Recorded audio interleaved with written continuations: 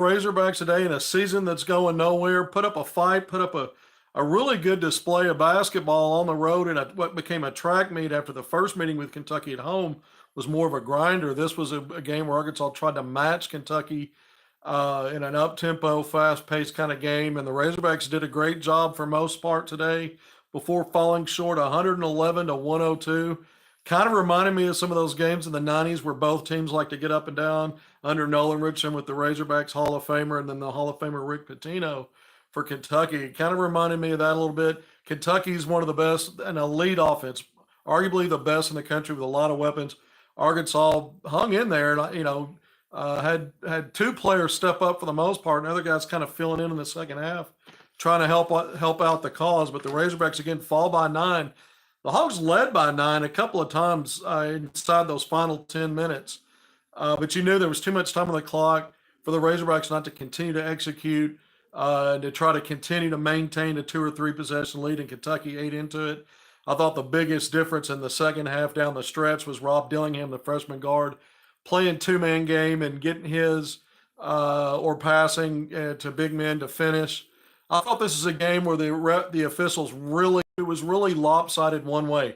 I'm not going to say this is why Arkansas lost, but I do think the officials carried Kentucky with a lot of touch fouls, a lot of just chippy little foul calls that sent the Wildcats to the free throw line, whereas Arkansas really had to get mugged to get to the line. And sometimes, there was a stretch where Mekhi Mitchell was getting fouled possession after possession when Arkansas was running through him and getting him down around the paint.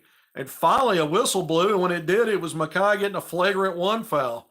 Eric Musselman had some words, and the next time down on Arkansas's next offensive possession, finally a foul call. Mitchell gets the foul on, but it was that kind of game. We'll go through the stats for the Arkansas Razorbacks now. In a season where there is no NCAA tournament, there is no at-large bid, man, the excitement of March Madness, but Arkansas looked like an NCAA tournament team today, despite the loss. It looked like that quality of team on the road at Rupp Arena. The Hogs had won 2 in a row there. The Razorbacks were 3-3 against Kentucky in the last 6 meetings. 2 of those 3 wins were on the road in Rupp, and so that streak was snapped today. But it was a national television audience on CBS. So another, Arkansas now back-to-back seasons has had home and away with Kentucky. Last year, Arkansas lost at home on CBS, but won at Rupp earlier in the year. This year, Arkansas was swept now by the Wildcats. That 63-57 loss at home back in January was kind of the game where Arkansas played its toughest, most physical brand of basketball. And Arkansas opted for a less of a physical game and more of agreeing to the track meet. You're not going to win many of those. I think this was Kentucky's 7th or 8th game of the season, over 100 points. We know Arkansas hasn't been good often in conference play offensively or defensively. But the 2 best offensive scoring games up until today for the Hogs were in those 2 wins against the worst team in the league if you look at league record in Missouri. But today Arkansas cracks the century mark in its own right. Caleb Battle, 34 points. That's 3 consecutive games. 42, 36, and now 34. That's a lot. And that's just a ton of points for a guy that was really kind of, in a coma offensively relative to what he's capable of when he looked at him in non-conference in league play, and he's come alive in a big way. So a game high 36 for Caleb Battle. I think he was 17 of 18 at the foul line. He was a guy that he was the one Razorback that seemed to get to the free throw line. Other guys seemed to, Arkansas was plus 10 in this game, 48 to 38 in points in the paint. Let me make sure I've got that right. Yes, 48 to 38 points in the paint. Arkansas did a great job of attacking, putting pressure on the rim, getting the rim. However, Kentucky shot 38 free throws today. 42 free throws today, making 34 of those for 81%. The Hogs took 28 free throws, made 27, 96.4%. Battle with the only miss at 7 of 18. The few other Hogs that got a chance to shoot made all their free throws. Tremont Mark, 23 points, 10 of 20 from the field. Yeah, Mark made 3 of 6 from 3, but he took 14 shots inside the arc. Not one free throw attempt. I'm telling you, when you're plus 10 in points in the paint and you're getting outshot at the free throw line by 14 by your opponent, it tells you a lot, because Arkansas really put an emphasis on getting to the basket in this game, especially early on when Arkansas got off to a good start and was right there. Trading shots, lead went back and forth, tied several times in the early going. Arkansas had a 4-point lead late in the first half. Battle hits 2 free throws. The Hogs were up 42-38. And then Kentucky starts shooting threes and making them reach Shepherd. Shepherd left wide open, hit back to back. And Arkansas starts shooting threes and trying to trade 3-point shots. Didn't work out very well. 15-6 run for Kentucky to close the first half. The Cats were up 5. I mentioned that lead after Battle hit those 2 free throws. But the halftime lead for Kentucky was 53-48. And then the Wildcats went up by 10. That was their biggest lead in the game at that point, 60-50. And that's when Arkansas really went to work, started getting downhill again with Battle getting to the rim, Mark getting his. You saw Mekhi Mitchell start to score. Arkansas worked him in the offensive game plan there a little bit. Mitchell was back in, another double-figure scoring game for him, 13 points after having an awful game in this loss at home to Vanderbilt. You wonder why Arkansas's effort and ability to stay in a game like this today and give itself a chance to win didn't bring that kind of effort and to stay on a roll after winning 2 consecutive games at home in the midweek Tuesday against Vanderbilt, where Arkansas just stunk. This was a game where Arkansas, it's really hard to stop Kentucky on its home court, especially when you agree to play at that pace. These were 2 different games in this home and away series. Again, 63-57 loss in Fayetteville. Arkansas played great defense.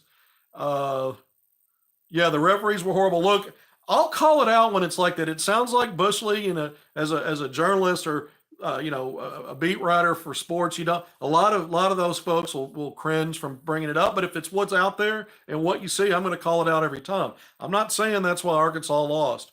It is a huge part of why Arkansas lost. In fact, Arkansas might have won this game. There's no formula that says a foul should be exactly even and that both teams should shoot equal amount of free throws.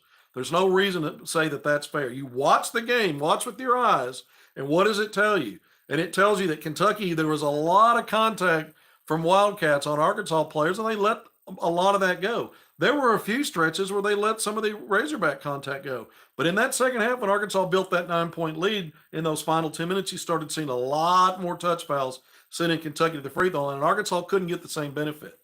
Again, if it wasn't for Caleb Battle drawing fouls and getting to the line, they seemed to be agreeable to blowing those whistles. Arkansas didn't get a ton of free throws outside of his.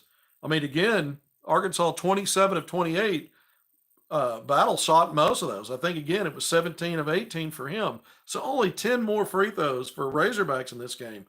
Kentucky had a multitude of players getting to the free throw line and shooting them in volume and bulk. And again, a lot of those were touch fouls. If those are fouls, then they've got to be fouls on the other end. That's the point. I'm not saying some of those weren't, but you got to call it both ways. All right, I'm not going to put all my focus on that. Arkansas, valiant effort today. But the truth is, this is the Razorback team now that continues to move forward in a historically bad season. 14-15 overall, back under 500. We know a few games ago, Arkansas dipped below 500 for the first time under Eric Musselman his 5th season. They're back there now. 14-15 overall, 5-11 in league play. Okay, so here's the deal. 2 more games to go. Home against LSU in the midweek on Wednesday. Then Arkansas's on the road against Alabama, a team battling for another regular season title in the SEC. Arkansas's got to win these next 2 games to finish the regular season 1 game above 500, 16-15. Lose either one of them, Arkansas's assured of finishing the overall record below 500. This standard of can't lose again applies to another problem. Arkansas, you have to go back to 2009 and 10 for Arkansas to have an overall losing record. That was John Pelfrey's 3rd season. So that's what the Hogs are facing if they lose one of these 2 games. Here's the other problem if Arkansas loses one of these 2 games. Arkansas, right now at 5-11, another loss will give them 12 league losses. You have to go back to Pelfrey 15 years ago to Pelfrey's 2nd season in Arkansas when the team went 2-14 in league play to find 12 or more league losses, at Arkansas. And so Musselman's 1st season, the Hogs went 7-11 in league play at Arkansas. So right now the Hogs at 5-11 have matched that losing mark. One more loss, and it's the worst it's been in 15 years, going back to Pelfrey's 2-14. Mike Anderson, I think it was his 1st season. His team went 6-10 in SEC play, but only 16 games then. So only 10 losses there. That's really the previous worst record when you look at it percentage wise, because again, Musselman's first team went 7-11. In league play, Musselman's team last year went 8-10. So we know Arkansas had already locked up a second consecutive losing mark in league games, in regular season league play, and third in their last 5 seasons. But the next loss again ensures a losing record in the regular season, and it locks up the worst league mark going back 15 years. And so it's a historically bad season. It's not been a good year. You like to see the Razorbacks have a game like they had today, but this is a team. I mean, you see it now. I keep saying, we've talked about all the problems, and people keep throwing out, well, the talent wasn't what it was billed to be. It is. It was. Caleb Battle, this is the guy. I don't know that we thought he was going to be 30 plus like Mason Jones in 1920. You have to go back there to get 3 consecutive 30 plus point games. But go back to non-conference, 5 games of 20 plus, 25 points, 5 assists, and that big win over a top 10 ranked Duke team, Arkansas's best win of the season, a quad 1 win. Battle showed it in non-conference. It just hasn't been there until recently in league play. We know Tremont Mark's been an offensive guy for Arkansas, and he's started doing other stuff. He started checking other boxes on the glass in the steals department. He'll block some shots. He'll facilitate a little bit. Makai Mitchell has come on strong here of late. The pieces are there. Trevor Brazil today did some good things in limited minutes. Got in foul trouble. It started great, 3 of 3 from the field, 6 points, picked up 2 early fouls, was gone, didn't see him the rest of the first half. And then we see Arkansas continue to shoot itself in the foot also in games. A combination of 3 different Razorbacks on the court, picked up either a technical foul as part of double technical fouls or a flagrant foul that was called on Makai. Eric Musselman also got a technical foul that led to free throws when Arkansas was trying to get going.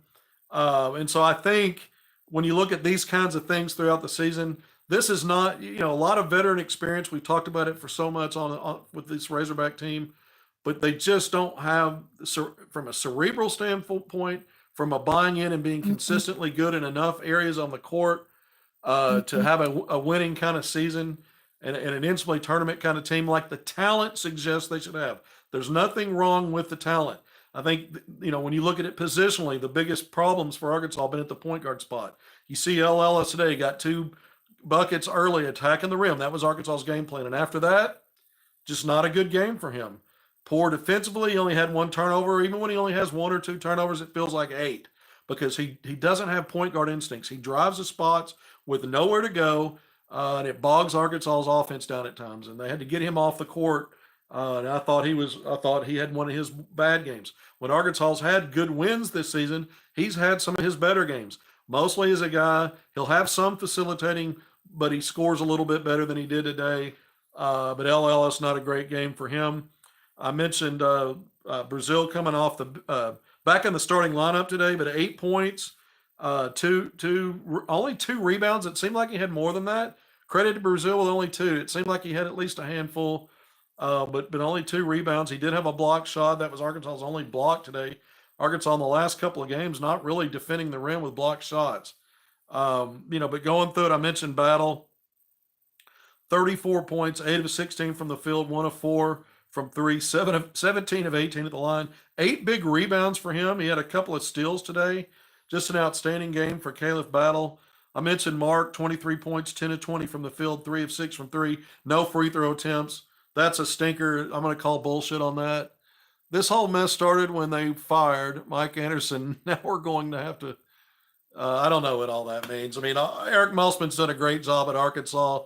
Back-to-back Elite Eights followed by a Sweet 16, albeit during the season where Arkansas had not a good league record. I mean, look, Arkansas's last 52 games are 25-27. That includes the 2-1 run in that NCAA tournament, that big win over Kansas. It's not been trending well when you look at the level of competition that Arkansas is playing in the SEC and on bigger stages. Even non-conference this year, losing to Greensboro and having one of the worst non-conference run that Eric Musselman's had. So, I mean, you have to give Musselman credit and all the glory, along with players that he brought in and helped coach up to have the success the team had. If you go back to the back-to-back Elite Eight seasons, it wasn't just that Arkansas had great postseason runs. Those teams started slow in league play and finished second in the first Elite Eight run and 4th in the second one. Those are great league marks. It tells you that Arkansas didn't just have good, strong non-conference play. They actually, despite slow starts in league play, finished strong in league play. And as tough as the SEC is now, that's admirable and respectable league finish and competitiveness. Finishing second and fourth. So those back-to-back Elite Eight seasons, you can look at the whole arc of the season, despite a few little rough patches, and say Arkansas was among not only the top teams in the country when you looked at the dust settling in March, but what they did in league play. Last year, not so much when you look at league play. Again, 8 and 10, 10th place finish. And Arkansas did make that run to the Sweet 16. Arkansas's good non-conference resume and net as a result of that also factored in to helping Arkansas get into the NCAA tournament and fight its way into the Sweet 16 as a 8 seed. So there weren't all negatives last year. My point is, if you take the last 52 games, Arkansas's 25 and 27, and a lot of that was poor performance in SEC play last year. Arkansas's also had, arguably 5 NBA players combined in these last 2 seasons. Last year, it was Anthony Black, a lottery pick. Nick Smith Jr., a first rounder. He played 17 games, missed 19, but helped Arkansas win some games that helped it get to the NCAA tournament. You had Ricky Council IV. You had Jordan Walsh, Trevor Brazile for 8 games. This year it's Brazile, who's been in and out and not had his best season, but there's an argument to be made that Arkansas has been backsliding. Well, today was a day where you saw that talent stand up, and you see that the recruiting did not completely. You've seen it at different times this year. The offseason recruiting and who they brought back did not run afoul of talent. It's pieces that have not fit well together. This is a group that struggled much of the season, most of the season defensively. There were times today where Arkansas played good defense, but when you give up 111 points, this is again an elite offensive team, and I think Arkansas was lost both games playing one way, slow, low tempo, grind it down, and then today fast pace. That Kentucky's a good team. Kentucky's an awful defensive team. Arkansas wasn't able to take advantage of it in Fayetteville. Didn't shoot well.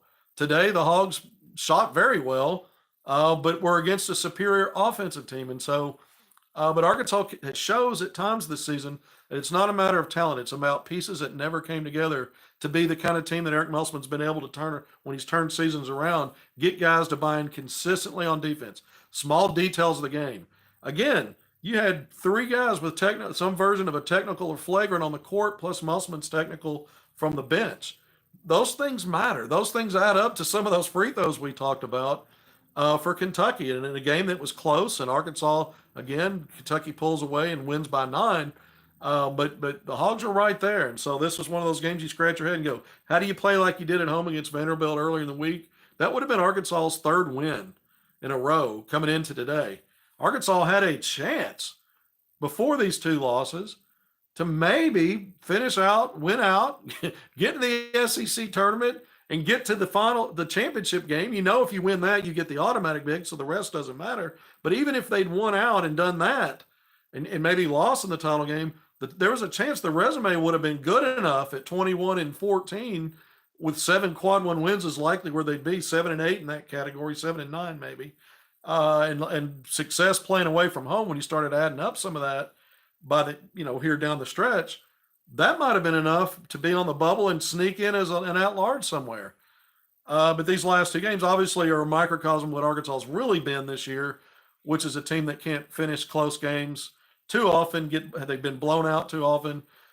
We've seen Arkansas not get blown out a whole lot lately after starting 1-6. The LSU road game comes to mind, the Tennessee home game. Vanderbilt had a double-digit lead late. Arkansas went on that run to close it within a 1-possession losing margin.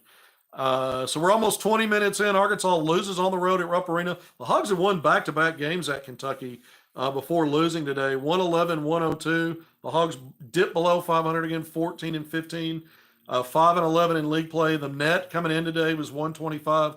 Kentucky's net was 20th. This is a quad 1 result. Arkansas now 2 and 8 in quad 1 games.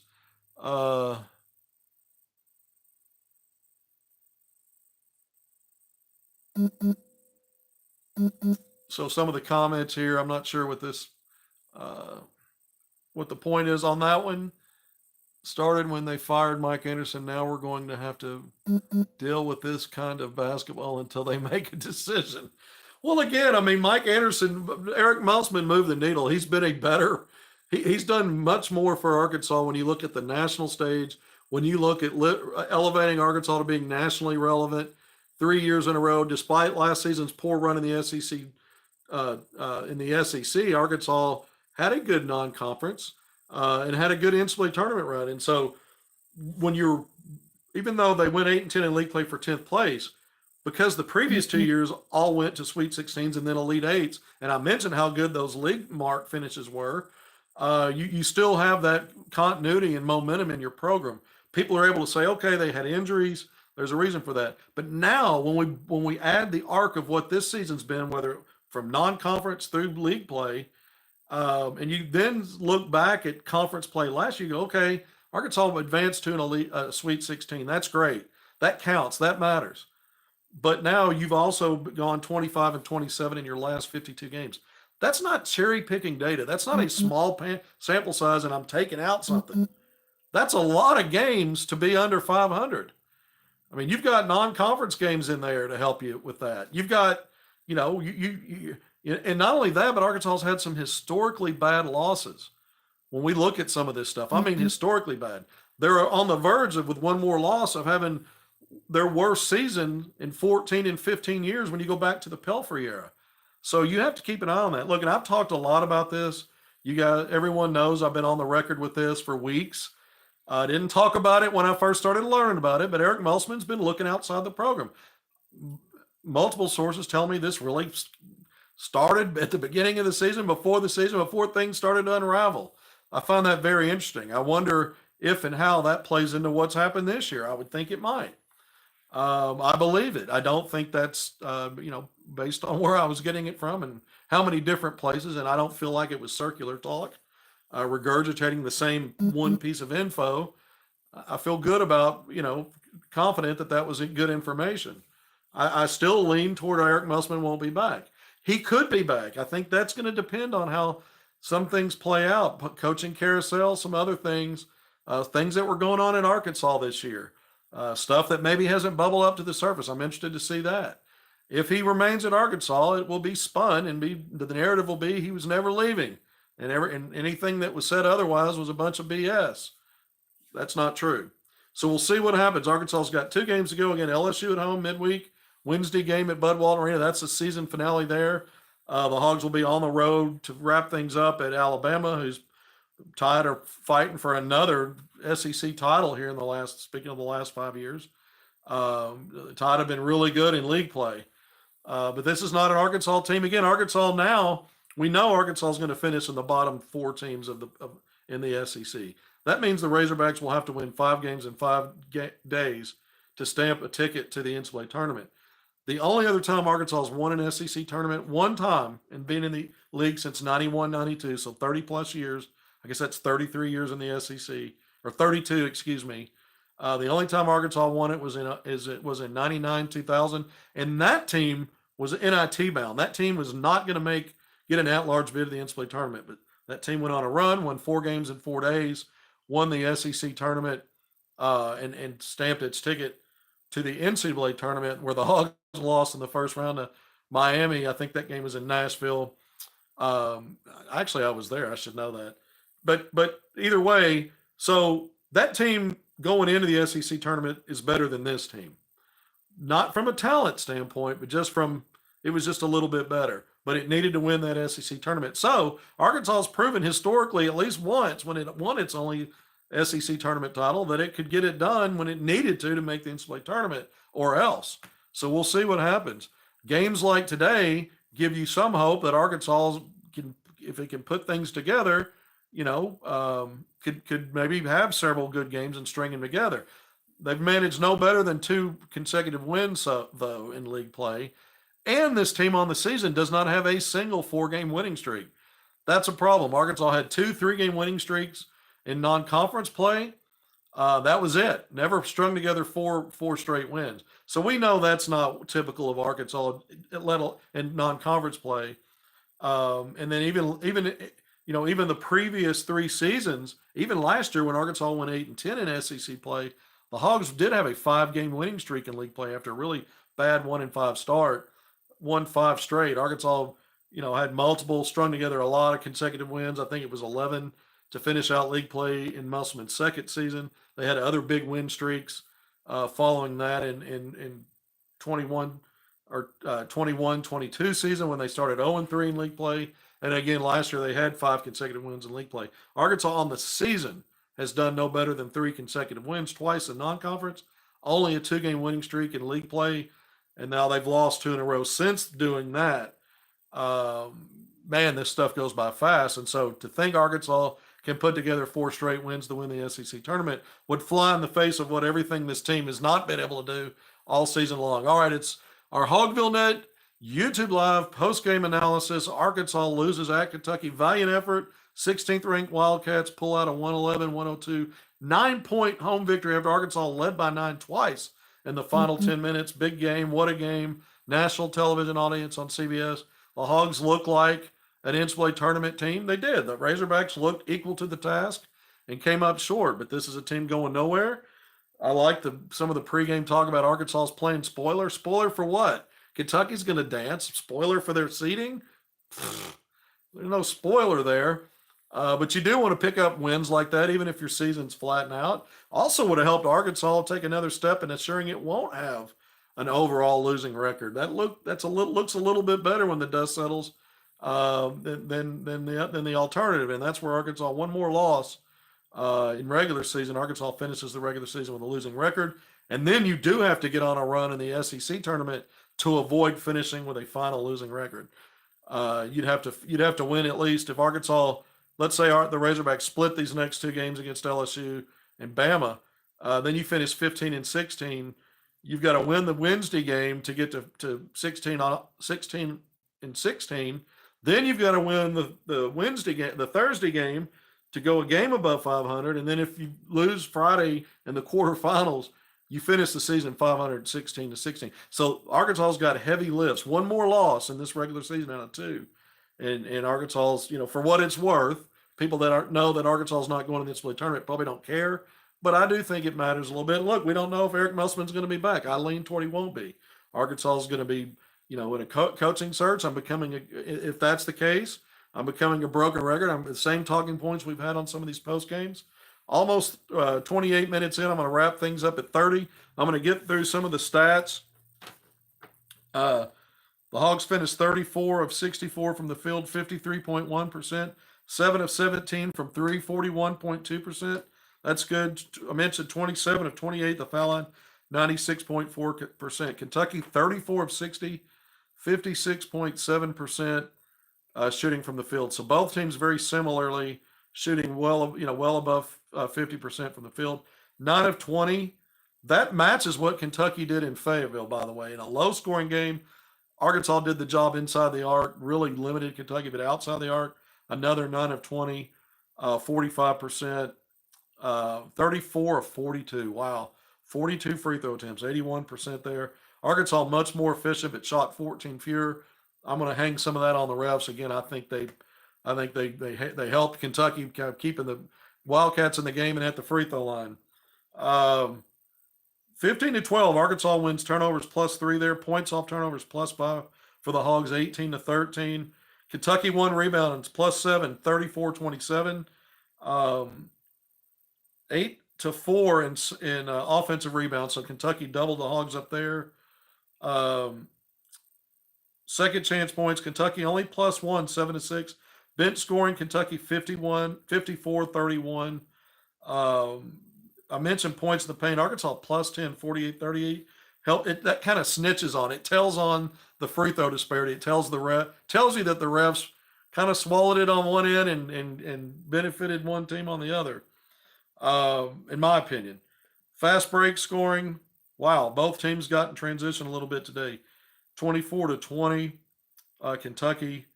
Block shots again. Kentucky 3-1 there, +2. Steals, Arkansas +3, 10-7. Assists, Kentucky +6, 19-13.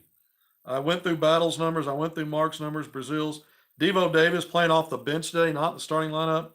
4 points, 2 rebounds, 2 assists, 3 steals. I thought there were times where he really helped Arkansas. I thought there were times his defense was okay.